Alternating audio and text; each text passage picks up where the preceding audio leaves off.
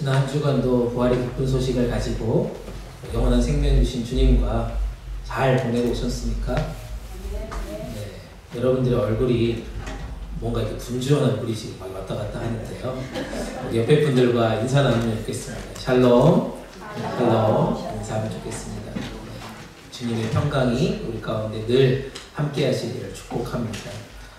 교회력에서 부활주일 너무나도 귀한 주일이고 또 우리가 지난주에도 살펴봤지만 가장 많이 미국 사람들이 가고 싶은 주일이라고 알고 있습니다.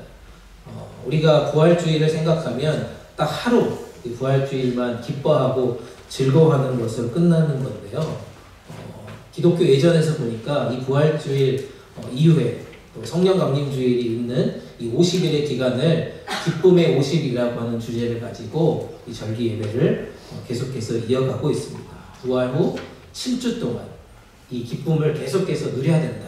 그리고 전해야 된다. 그런 마음으로 기쁨의 50일이라고 하는 주제로 우리가 이 시간들을 보내야 된다고 말씀드리고 싶습니다. 기쁨의 50일은 어쩌면 이 사순절을 보내고 우리가 부활주일을 맞은 이후에 40일이라고 하는 이 사순절의 기간보다 조금 더 길게 우리가 이 기쁨을 누려야 된다라고 말씀하고 있어요. 어쩌면 이렇게 힘들었던 이 사순절 그 고통의 시간들, 슬픔의 시간들, 금식하면서 여러분 한 끼 한 끼 보냈던 그 시간들을 이제는 아파하고 힘들어하는 것이 아니라 앞으로 부활하시는 주님과 함께 더 오랫동안 그 기쁨을 누리겠다. 그 부활의 소식을 열심히 전해야 되겠다. 그런 마음으로 축복의 메시지를 담아서 이 기쁨의 50일을 보낸다라고 얘기하고 있습니다. 그런 의미에서 우리가 지금은 힘겹고 어렵지만 괴롭지만 우리 한 사람 한 사람이 이 기쁨의 소식, 부활의 기쁜 소식을 가지고 우리가 살아간다면 하나님께서 우리 가운데 또 제자들 가운데 명령하신 성령의 충만함을 우리 모두 경험할 수 있지 않을까 생각을 해봅니다. 그런 의미에서 우리가 오늘부터라도 이 부활의 기쁜 소식을 가지고 매일매일 삶이 기쁘고 감격스러운 그런 모습으로 변화되기를 간절히 축복합니다. 네, 여러분 지금 그래서 어떤 모습 예배드려야 된다고요? 기쁜 모습으로, 심각한 모습이 아니라 괴로운 모습이 아니라 슬픈 모습이 아니라 좀 더 기쁜 모습으로, 좀 더 감격스러운 마음으로 그렇게 예배의 자리, 또 우리가 그렇게 삶을 살아갔으면 좋겠습니다. 오늘 본문의 이야기는 사실 13절, 누가복음 24장 13절부터 쭉 이어져 오는 그런 스토리의 이야기입니다. 우리가 너무나도 잘 알고 있는 엠마오로 가는 두 제자라고 하는 이야기로 시작을 합니다. 특별히 다른 복음서에서는 없는 스토리예요. 엠마오로 가는 두 제자라고 하는 타이틀을 가지고 있는 본문의 이야기입니다. 12제자에 속하지 않았던 그런 제자들의 이야기입니다. 두 제자가 예루살렘에서 멀지 않은 이 엠마라고 하는 지역으로 고향으로 돌아가는 그런 장면이에요. 어쩌면 예수님께서 십자가에 돌아가시고 뭔가 내 마음 가운데 슬픔과 절망 가운데 지금 고향으로 돌아가고 있는 장면입니다. 며칠 전까지만 해도 자기들과 함께 지냈던 그 예수님께서 지금 보이지 않고 뭔가 우리 가운데 포기하고 싶고 또 아파하는 그런 순간들이 있기 때문에 예루살렘을 지금 떠나서 고향으로 돌아가는 것이다 라고 추정해 볼 수 있는 본문의 이야기가 13절부터 쭉 시작되고 있습니다. 예루살렘에서 지난 며칠 동안 일어났던 이야기를 계속해서 길을 가면서 하고 있습니다. 사실 13절부터 27절까지 내용입니다.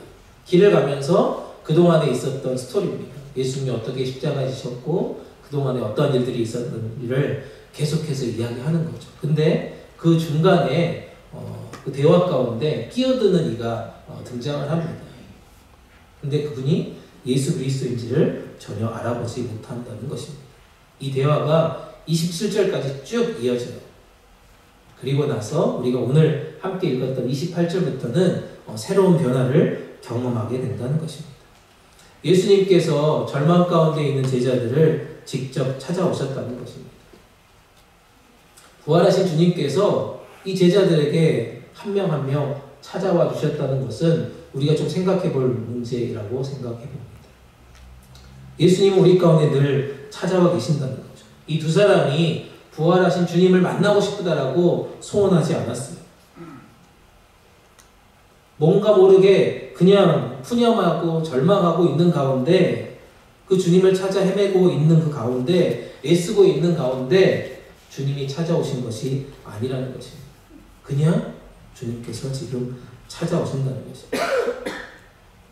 우리는 절망 가운데 있지만, 우리는 슬픔 가운데 있지만, 그 순간순간 주님은 우리를 찾아와 주신다는 거죠. 우리가 먼저 주님을 찾기 전에 이미 주님은 우리를 만나 주시려고 온다는 것입니다. 이것이 부활의 기쁨을 누리는 하나님의 은혜가 아닌가 저는 생각을 해봅니다. 아무나 주님께서, 부활하신 그 주님께서 만나 주시는 것은 아니라고 생각을 해봅니다. 누구나 만날 수 있는 찬스는 사실은 없어요. 부활하신 주님께서 만나고자 작정하신 분들만 만날 수 있다는 것입니다. 그 부활의 기쁨을 누릴 수 있다는 것으로 오늘 얘기를 하고 있습니다. 사랑하는 여러분, 오늘 이 시간 우리가 그냥 여기 왔잖아요. 네. 누군가에 이끌려서 왔든 성령님께서 이끌려서 왔든 이 자리에 앉아있을 때 부활하신 주님께서 여러분 한 사람 한 사람을 직접 찾아가 주셔서 함께 대화하는 그 은혜를 온전하게 누렸으면 좋겠습니다. 그게 우리 가운데 온전한 감격의 예배가 되면 좋겠고요. 그 부활하신 주님을 통해서 우리가 그 기쁨을 온전하게 누렸으면 좋겠습니다. 이 부활하신 주님을 만난 이 제자들이 참 많은 변화를 28절 이후부터 경험하게 됩니다.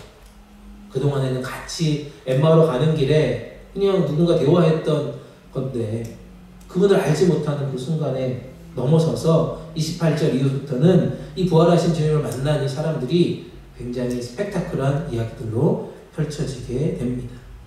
그래서 우리가 이 부활의 기쁜 소식을 가지고 함께 이 은혜를 나누려고 합니다.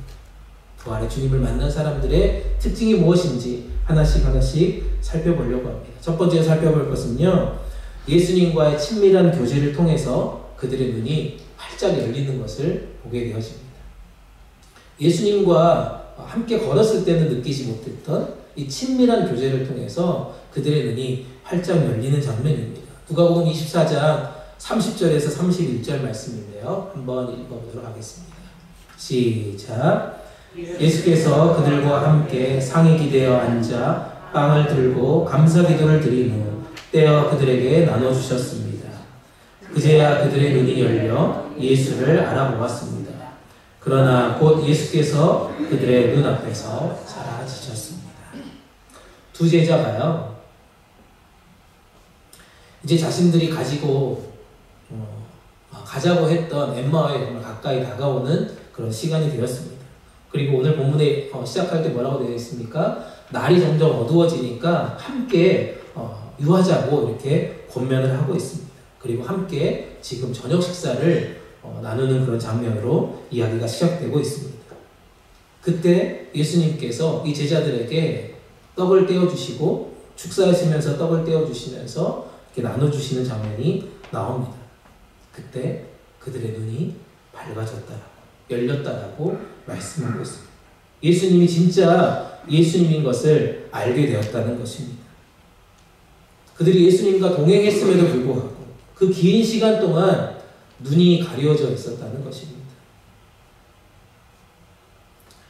예수님을 알아볼 수 없었다는 것입니다. 우리도 동일하지 않습니까?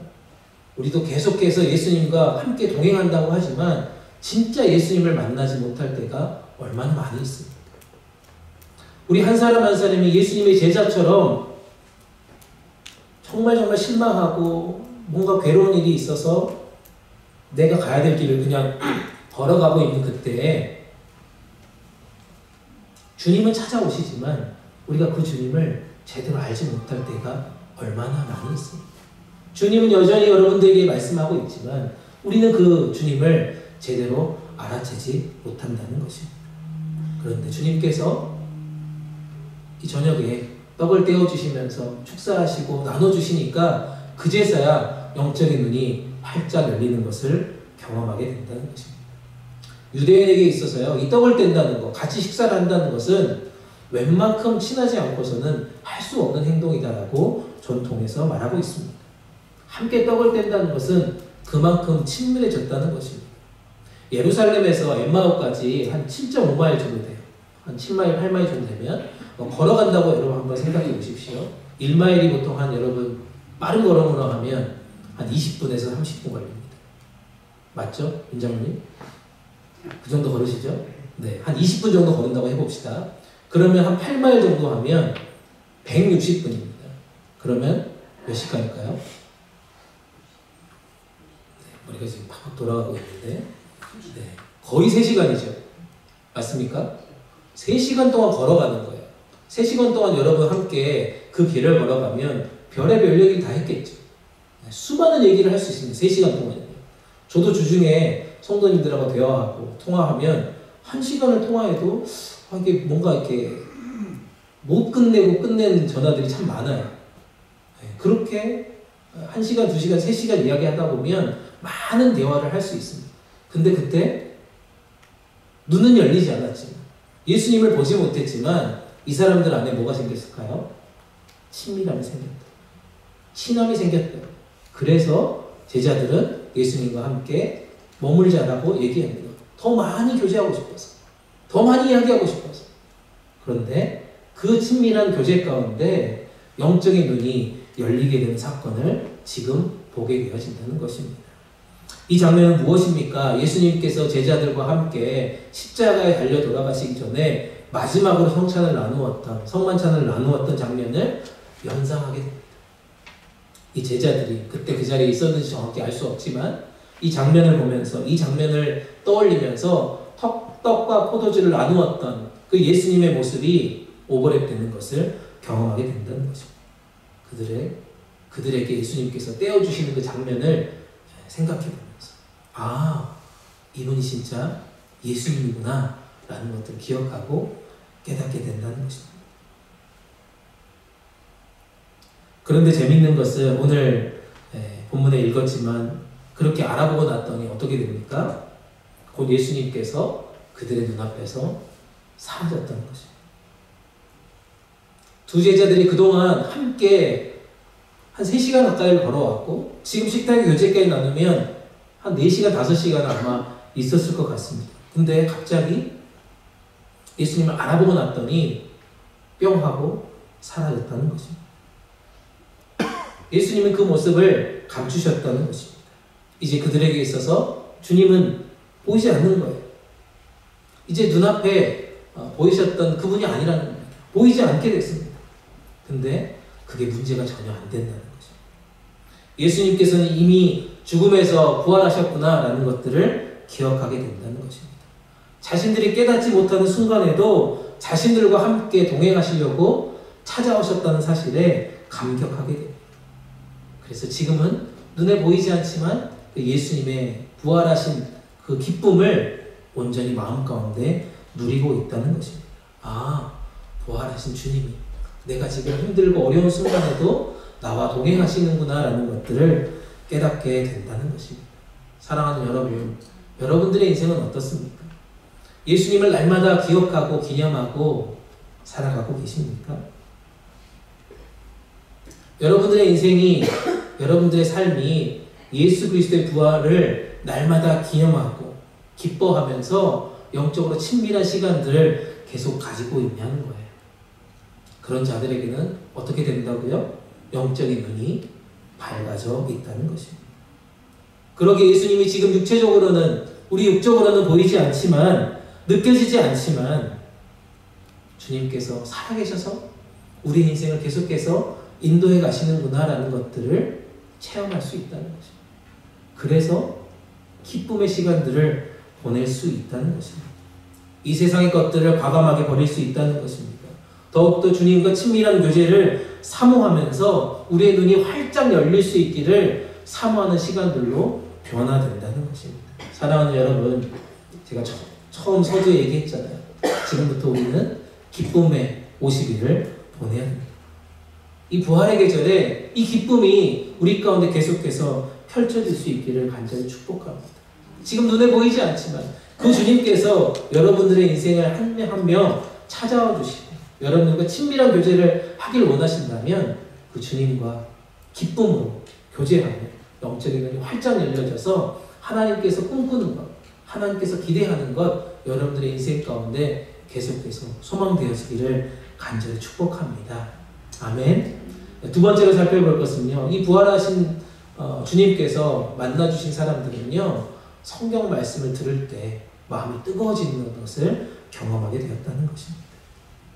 성경 말씀이 풀어질 때 그들의 마음이 뜨거워졌다는 것입니다. 누가복음 24장 32절 말씀입니다.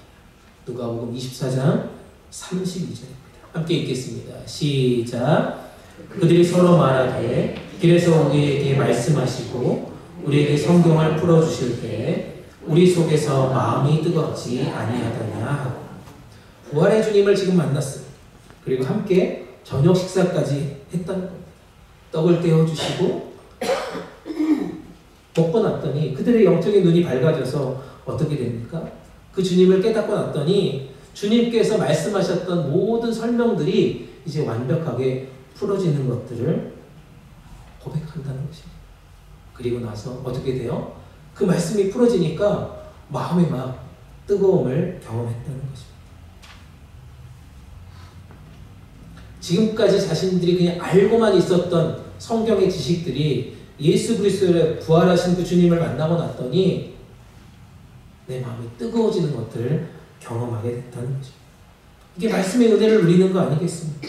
그 말씀들이 내 마음판에 들어오니까 그 말씀이 나를 움직이게 된다는 것입니다. 내 마음이 뜨거워져요. 어떻게 할 수 없는 그런 지경에까지 놓여져 있다는 것입니다. 히브리서 4장 12절 말씀, 우리가 너무나도 잘 아는 말씀입니다. 히브리서 4장 12절 말씀이 이렇게 얘기합니다. 하나님의 말씀은 살아있고 활력이 있어 좌우의 날선 어떤 검보다도 예리하여 혼과 영과 및 관절과 골수를 찔러 쪼개기까지 하며 또 마음의 생각과 뜻을 판단하시나니 라고 얘기하고 있습니다. 하나님의 말씀은 살아있습니다. 활력이 있습니다. 우리 가운데 이렇게 움직이는 영으로 우리 가운데 지금도 활동하고 계신다는 것이에요. 우리의 마음 가운데 하나님 말씀이 들어오시면 우리를 이렇게 움직이게 만들어 놓으신다라고 얘기하고 있습니다. 여러분 다 이런 경험이 있으시잖아요. 고난 가운데 처해 있습니다. 하나님께서 우리 가운데 약속하신 말씀 한 구절 한 구절로 인하여서 그 말씀을, 그 시간을 이겨내신 경험이 다들 있지 않습니까? 인생의 어려운 문제로 내가 정말 답답하고 힘들 때마다 말씀 한 구절을 통해서 눈앞에 환히 밝아지는 그런 경험들을 해보신 적은 없냐고요.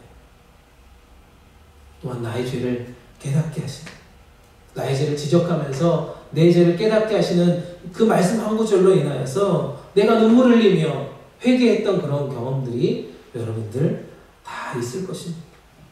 내가 고난 가운데 있을 때, 내가 인생의 어려운 가운데 있을 때, 나의 죄가 주님 앞에 깨닫게 되었을 때, 그럴 때마다 하나님께서 우리 가운데 말씀하시는 것들을 우리는 다 경험해 보셨다는 거죠. 그럴 때 우리의 반응은 어때요? 마음이 뜨거워지는 것을 우리가 보게 되었습니다.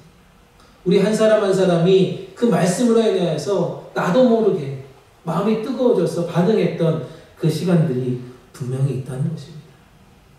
말씀을 준비하면서 말씀 가운데 찬양이 하나가 갑자기 생각이 났어요. 사실 오늘 이렇게 아침에 갑자기 떠올라서 갑자기 이렇게 반주하신 집사님께 부탁을 드렸고요.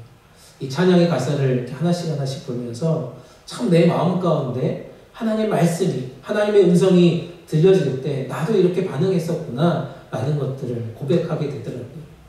우물가의 여인처럼이라고 하는 찬양입니다. 혹시 아십니까? 우물가의 여인처럼 나는 구했네. 헛되고 헛된 것들. 그때 주님 하신 말씀, 내 세매와 생수를 마시라. 오 주님 채우소서. 나의 잔을 높이 듭니다. 하늘 양식 내게 채워주소서. 넘치도록 채워주소서라고 하는 찬양인데요. 우리 반주에 맞춰서 함께 하시는 분들 다 아시겠지만 함께 찬양했으면 좋겠습니다.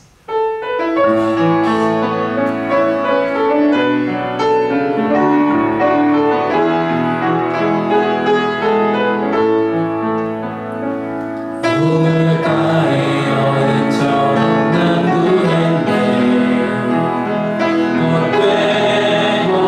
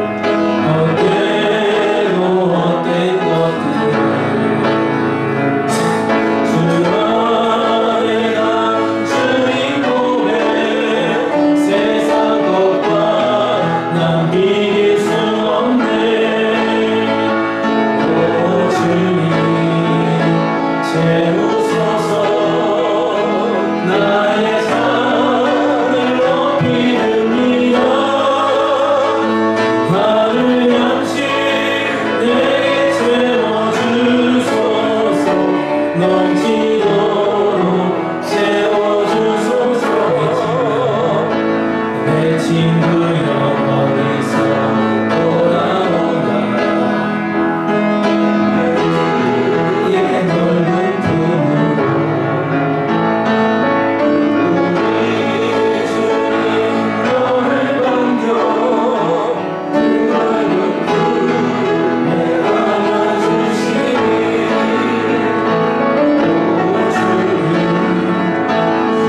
오 주님 채우소서.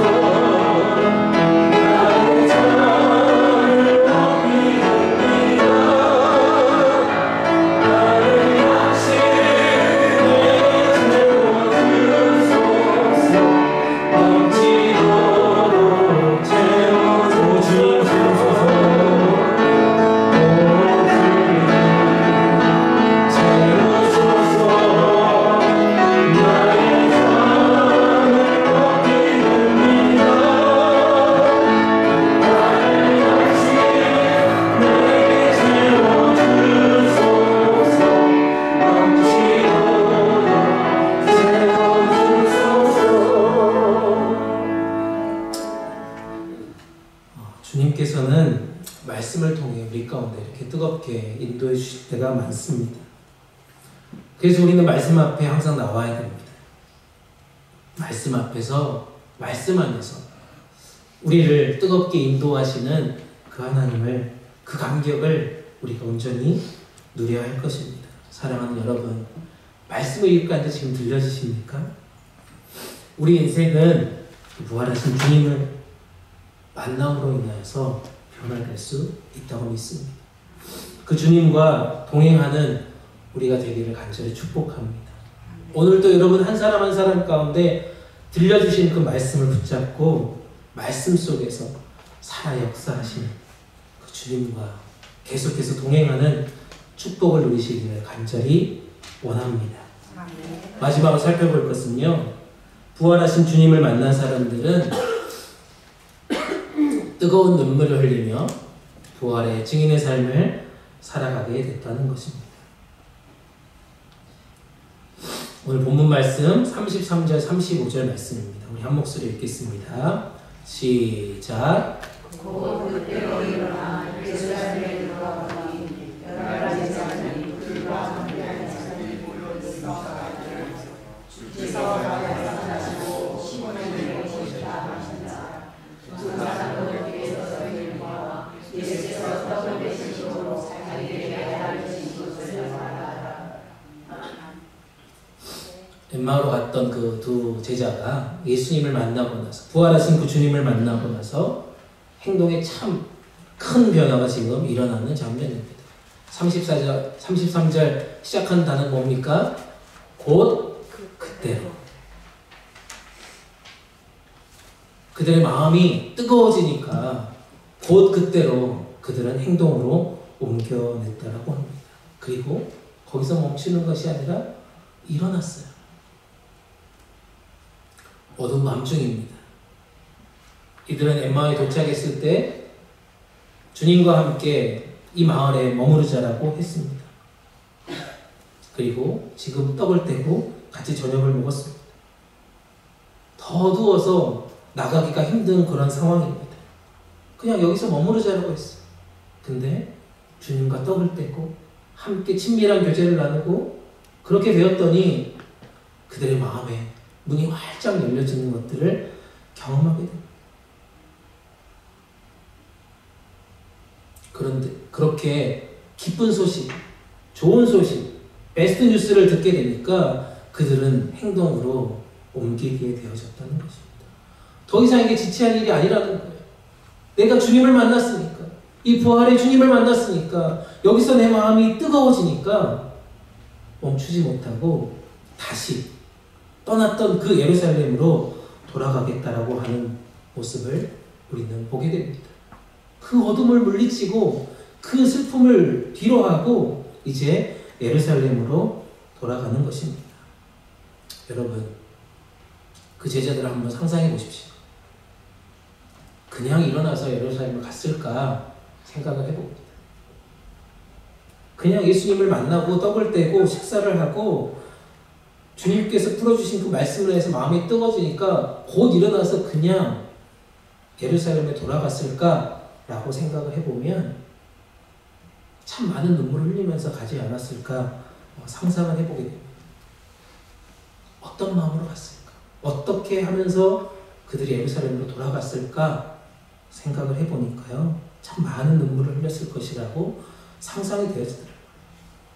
주님을 만난 그 뜨거운 눈물이, 그 감격의 눈물이 그들을 예루살렘으로 돌아가게 하는 것이 아닌가. 새로운 열정을 그들의 인생 가운데 다시 한번 불러일으키는 것이 아닌가 생각을 해봅니다. 사실 예루살렘으로 돌아가는 길은 죽음의 길입니다. 고난의 길입니다. 왜요? 부활하신 주님의 시신이 지금 없어졌잖아요. 로마의 병정들, 로마의 군인들, 로마의 많은 사람들,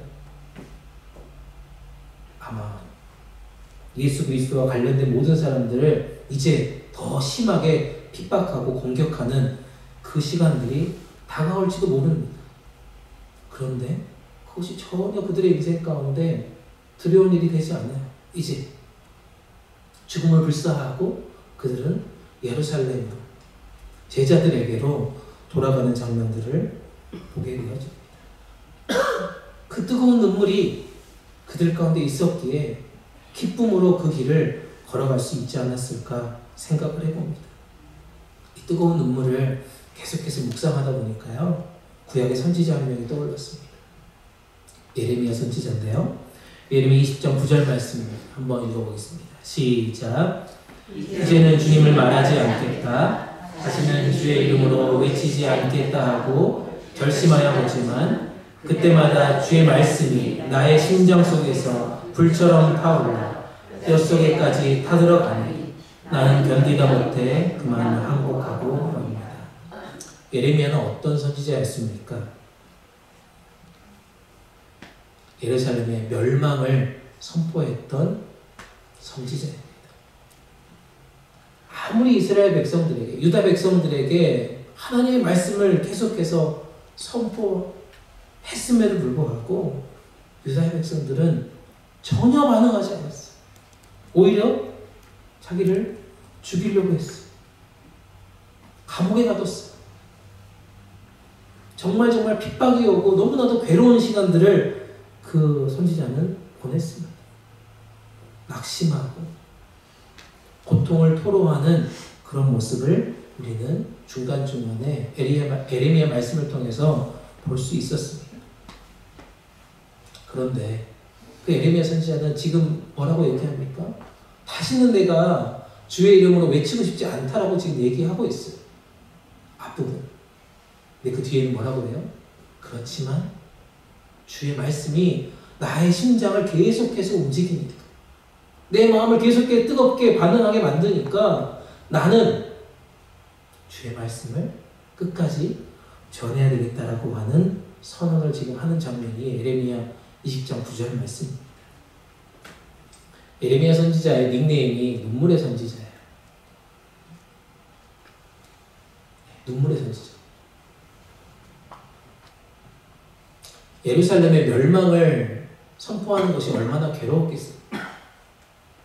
내 자녀들이, 내 친구들이, 내 민족이 지금 바벨론에서 멸망할 거야 라고 선포하는 것이 얼마나 괴로웠을까. 그러니까 돌아다니면서 눈물로 그들을 회개로 외쳤습니다. 너희들 이렇게 살면 망해. 너희들 이렇게 살면 끝나. 이렇게 외치고 있는 예레미야 모습을 살펴보시면 좋겠어요. 그 눈물의 선지자가 돌아다니면서 수많은 시간 동안 외쳤음에도 불구하고 그를 힘들게 하고 그를 괴롭게 했던 유다 백성들을 바라보면서 더 이상 말씀을 전하고 싶지 않다. 더 이상 여호와의 말씀을 대언하고 싶지 않다라고 하는 지금 그 감정을 주님께 사실 토로하고 있는 거예요. 못하겠어요, 하나님. 하기 싫어요. 라고 지금 얘기하는 거예요. 그런데 뭐예요? 내 마음이 지금 그렇게 할 수 없는 지경이다. 계속해서 외쳐야 되겠다는 거예요. 끝까지 외쳐야 되겠다. 죽음도 나를 막을 수 없다는 거. 감옥에 갇혀도 나를 죽이려고 해도 나는 끝까지 하나님의 말씀을 선포하겠다라고 얘기하고 있습니다. 얼마나 눈물을 흘리면서 하나님의 심판을 선포했을까 생각해 보셨습니까? 하루도 아니고요, 이틀도 아니고요, 수십 년 동안 이 시간을 보냈다는 거죠. 사랑하는 여러분, 이렇게 할 수 있겠습니까, 여러분? 이렇게 하실 수 있겠습니까? 부활하신 주님을 만나니까요, 뜨거운 눈물을 흘리면서도 계속해서 이 길을, 이 부활의 증인의 삶을 살아가겠다라고 그들은 선포했다는 것입니다. 말씀을 정리합니다. 터닝포인트라고 하는 단어가 있어요. 터닝포인트. 다 아시죠, 여러분? 터닝포인트 사전 단어들 찾아보니까요, 생각과 행동을 바꾸게 된 계기입니다. 내 삶의 방향을 바꾸게 된 어떤 깨달음, 어떤 사건, 어떤 계기가 바로 터닝포인트다라고 설명하고 있어요. 예를 들면 뭐가 있을까요? 여러분 이제 나이가 점점 들어가시니까 다 이렇게 육체적으로 약한 병들 하나 있잖아요. 저도 최근에 이렇게 건강검진하니까 당이 이렇게 보드라이보다 살짝 높다고 조심하라고 하더라고요. 당뇨가 있습니다. 뭐 고혈압도 있고 다양한 조금조금한 질병들이 다 있어요. 없는 분도 있으시더라고요. 건강하신 분들은. 여튼 그런 당뇨나 고혈압이나 그런 질병들이 생기면, 뭐 암에 걸려서 수술하고 나면 그 많은 사람들이 의사의 조언을 듣잖아요. 이렇게 살아야 됩니다. 이제 이런 음식 먹으면 안 됩니다. 이렇게 운동해야 됩니다. 라고 얘기하면서 갑자기 내가 생각지도 않은 그 질병 덕분에, 질병 때문에 하면 너무 슬프고, 질병 덕분에 내 생각과 행동이 바뀌게 되는 그런 계기가 있었다는 것입니다. 더 건강해지기 위해서, 더 인생 라이프를 즐겁게 보내기 위해서 그렇게 내 인생을 터닝포인트 하는 그런 지점이 분명히 있어요. 우리 인생에 있어서도 중요한 터닝포인트가 분명히 저는 있다고 믿습니다. 내 인생을 완전히 송두리째 바꾸어주는 그런 계기가 있을 것입니다. 내가 이렇게 가려고 했는데 이 방향을 완전하게 전환시켜준 그런 사건들이 분명히 여러분들의 인생 가운데 있다는 것입니다. 그게 무엇입니까? 부활하신 예수 그리스도를 만나는 것입니다.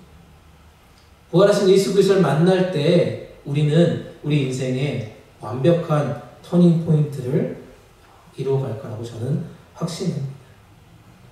부활하신 주님을 만나고 나면 우리 인생의 두 갈래 길에서 어떤 길을 선택하느냐라는 것들은 너무나도 자명해진다는 것입니다. 천국의 길을 갈 것인가, 지옥의 길을 갈 것인가, 영생의 길을 갈 것인가, 멸망의 길을 갈 것인가, 축복의 길을 갈 것인가, 저주의 길을 갈 것인가, 영광과 상급의 길을 갈 것인가, 진노와 영광의 길을 갈 것인가. 그 마음에 부활하신 예수 그리스도를 온전히 믿고 따라갈 것이냐 하는 그것으로 인하여서 우리의 인생에 완벽한 터닝포인트가 저는 있게 된다고 믿습니다. 사랑하는 여러분, 여러분들의 인생의 터닝포인트는 언제였습니까? 그 부활하신 주님을 여러분 언제 만나셨습니까? 혹시라도 잊어버렸다라, 혹시라도 까먹었다라, 오늘 말씀을 통해서 다시 한번 내 인생의 터닝포인트를 찾아가는 시간들 되기를 간절히 축복합니다. 여러분들의 인생이 천국 길, 영생의 길, 축복의 길이고 영원한 상급과 영광의 길임을 우리가 잊지 마시기 바랍니다. 영적 포인트를, 영적인 터닝 포인트를 우리가 경험하고 이 길을 계속해서 따라가길 원하신다면 오늘 말씀의 결론은 이렇게 내고 싶습니다. 우리가 함께 나눴던 말씀입니다. 첫 번째, 예수님과 친밀한 교제를 계속해서 경험하셔야 되겠습니다. 우리 영적인 눈이 그래서 활짝 열려지는 그런 날마다의 시간들로 채워지길 바랍니다. 또한 주님 말씀을 사모하며 들을 때마다 내 마음이 뜨거워지는 그 감격을 계속해서 누리는 복된 인생들 되기를 축복합니다. 마지막으로 주님을 만났다라면 뜨거운 눈물을 흘리면서 내가 이제부터라도 부활의 증인으로 우리의 가정을 향해서, 우리의 직장과 동료들을 향해서, 우리 이웃들을 향해서, 우리 공동체 안에 부활의 증인의 삶을 정말 살아야겠습니다라고 고백하는 시간 되기를 간절히 축복합니다. 사랑하는 여러분, 이제 따뜻한 봄이 왔잖아요. 감사한 거는 이 부활의 계절은 항상 따뜻해요. 우리 안에 하늘 소망을 잃어버린 채 혹시라도 쓸쓸히 살아가고 있는 그런 분들이 계시더라고요. 마음에 여전히 허전함과 눈물 짓는 일들로 가득가득 여러분들의 인생은 지금 살아가고 있다. 인생 가운데 정말 힘들고 괴로운 일들로 내가 이 길을 걸어가는 것이 맞나라고 지금 좌절하고 싶고 놔버리고 싶은 그런 분들이 혹시 계시다면 이제 다시 한번 부활의 주님을 만날 수 있기를 축복합니다. 상황이요 아무리 나쁘고 여건이 아무리 최악이라고 해도요 부활하신 주님은 여전히 여러분들 한 사람 한 사람을 지금도 찾아가고 계신다는 것입니다. 그분을 만나시고 마음을 활짝 열고 간절히 만나고 그분을 통하여서 다시 한번 영적인 포인트를 경험하는 복된 인생, 부활의 기쁨을 누리는 인생 되시기를 주님의 이름으로 축복합니다. 기도하겠습니다. 우리에게 부활의 감격을 허락하신 능력의 주 하나님, 주님의 크신 사랑과 은혜에 진심으로 감사와 찬양을 올려드립니다. 예수님의 부활은 우리에게 참 소망이요 기쁨을 깨닫게 하시니 감사합니다. 우리 주님과 더욱 친밀한 교제를 통해 영적인 눈을 밝히 열어주시고 주님의 뜻을 분별하게 하여 주시옵소서. 무엇보다 말씀을 사모하며 들려지는 주님의 음성을 통해 마음의 감동과 뜨거운 은혜를 부어주시기를 원합니다. 그래야 내 삶에 다시 한번 영적 터닝포인트를 경험하며 기쁨과 감격으로 부활의 증인으로 살아가게 하여 주시옵소서. 영원한 기쁨의 근원 되시는 우리 주님 예수님 이름 받들어 감사하며 기도드립니다. 아멘.